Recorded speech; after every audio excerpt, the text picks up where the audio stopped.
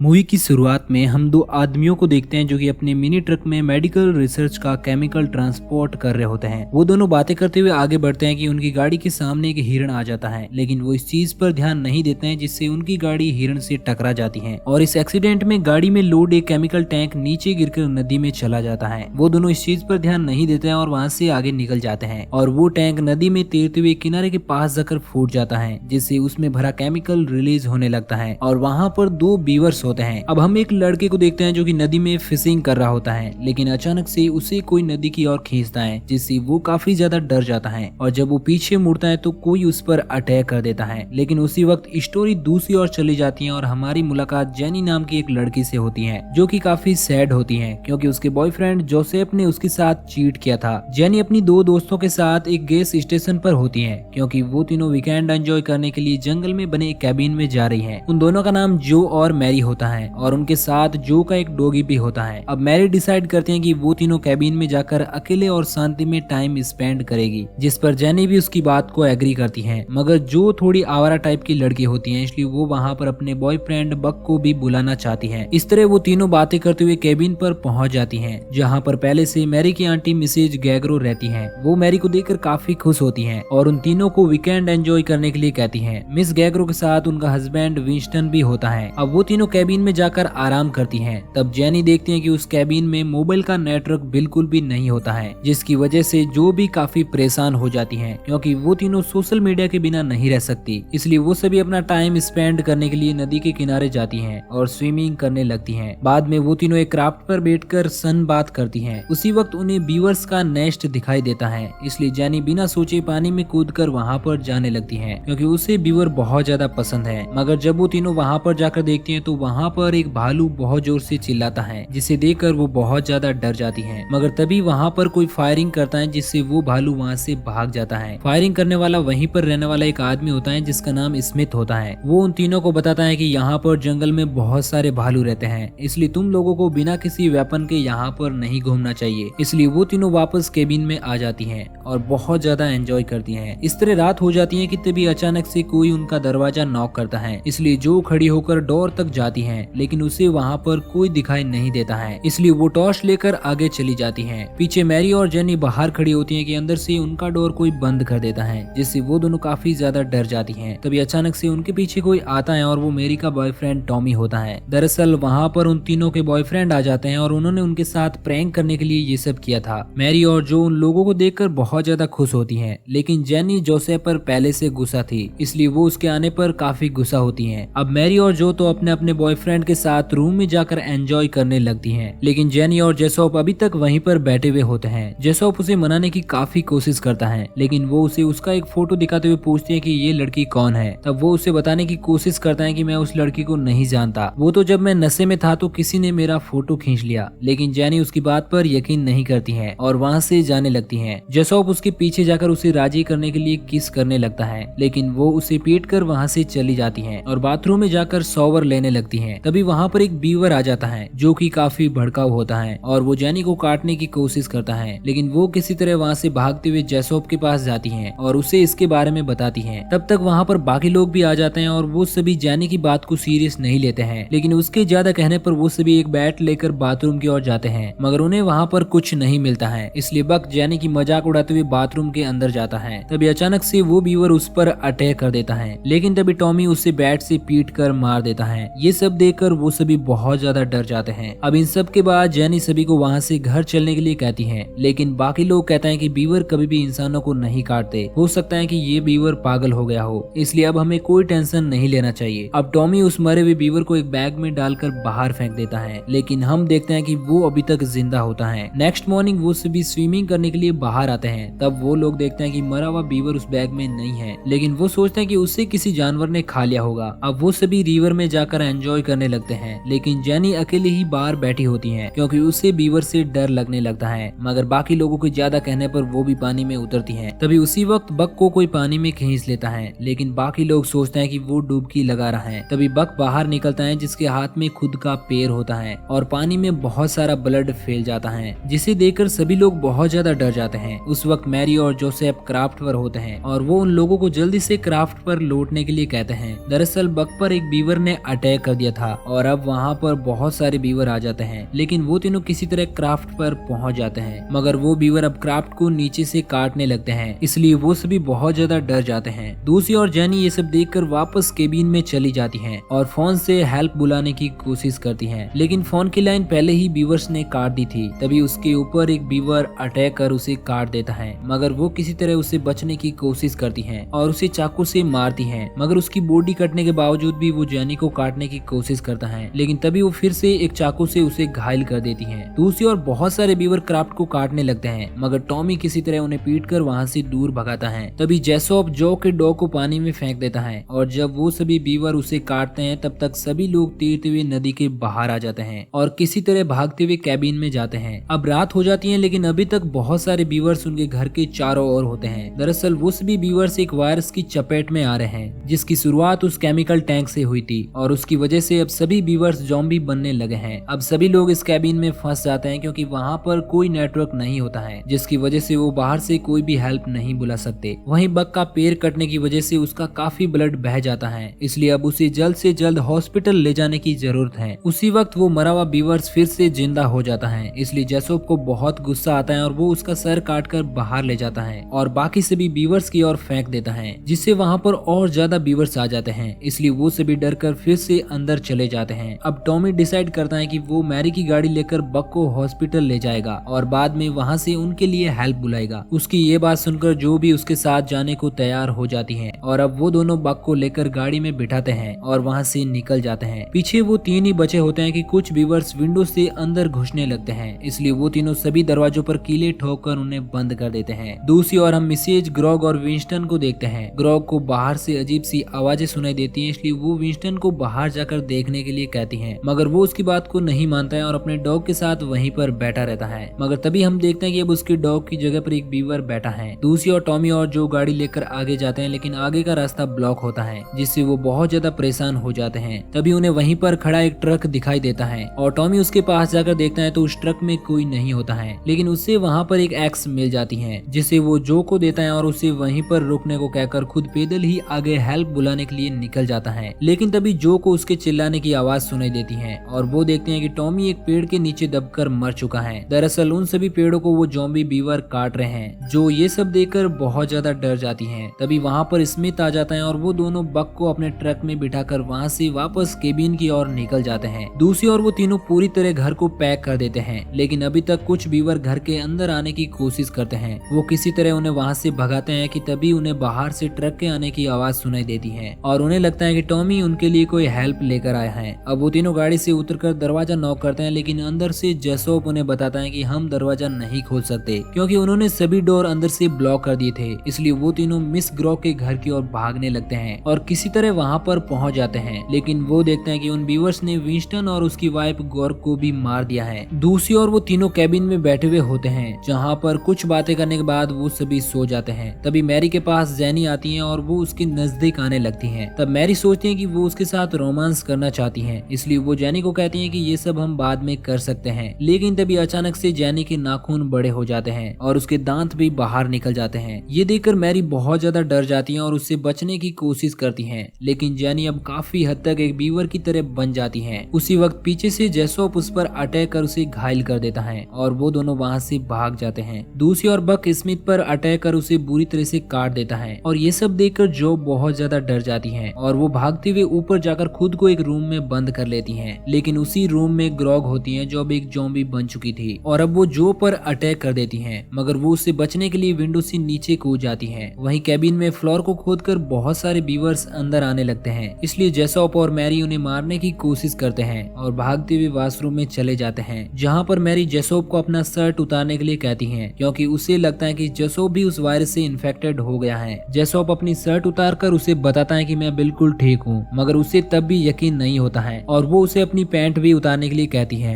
जेसॉप ऐसा ही करता है और इसके बाद वो मैरी को भी अपनी बॉडी दिखाने के लिए कहता है। वो भी अपने क्लॉथ रिमूव करती है जिस पर एक घाव होता है और जब जेसॉप उसे देखने लगता है तो वो उसे किस करने लगती है और वो दोनों इंटीमेट होने लगते हैं। उसी वक्त एक बीवर प्लग को काटता है जिससे केबिन में आग लग जाती है। तभी मैरी वॉशरूम में आ जाती है और वो जेसॉप के पेनिस को काट देती है जिससे वो भी मर जाता है और ये सब देखकर मैरी बाहर भाग जाती है। तभी वहाँ पर जो गाड़ी लेकर आती है और मैरी उसके साथ वहाँ से चली जाती है। आगे जाने पर स्मिथ उनके सामने आ जाता है जो उन पर फायरिंग करता है, इसलिए उनकी गाड़ी का एक्सीडेंट हो जाता है। अब सभी ज़ॉम्बी उनकी ओर आने लगते हैं, मगर वो उन तक पहुंचते उससे पहले वो गाड़ी लेकर आगे निकल जाती हैं। कुछ दूर आगे जाकर जो गाड़ी रोक देती है क्योंकि आगे का रास्ता ब्लॉक होता है, इसलिए वो दोनों पैदल ही आगे बढ़ने लगती हैं। मगर तभी मैरी जो पर गन तान देती है क्योंकि उसे लगता है कि जो भी वायरस से इन्फेक्टेड है। जो उसे समझाने की कोशिश करती है कि ये घाव विंडो से कूदने के कारण वह है, मगर तभी मैरी ज़ॉम्बी बन जाती है और ये देखकर जो उसे कुल्हाड़ी से मार देती है और अब वो आगे की ओर निकल जाती है। इस तरह सुबह हो जाती है और वो चलते हुए मेन रोड तक पहुंच जाती है जहाँ पर उसे एक गाड़ी आते हुए दिखाई देती है, इसलिए वो उससे मदद मांगती है। मगर उस गाड़ी में वही आदमी होते हैं जिनको हमने मूवी की स्टार्टिंग में देखा था और इस बार भी वो ड्राइविंग पर ध्यान नहीं देते हैं, जिससे जो भी मर जाती है और बिना किसी सर्वाइवर के साथ ये मूवी यहीं पर एंड हो जाती है। तो दोस्तों अगर आपको ये वीडियो पसंद आया हो तो वीडियो को लाइक और चैनल को सब्सक्राइब जरूर करना। बाकी मैं मिलूंगा आपसे किसी नई दिन नई कहानी के साथ, तब तक के लिए थैंक यू।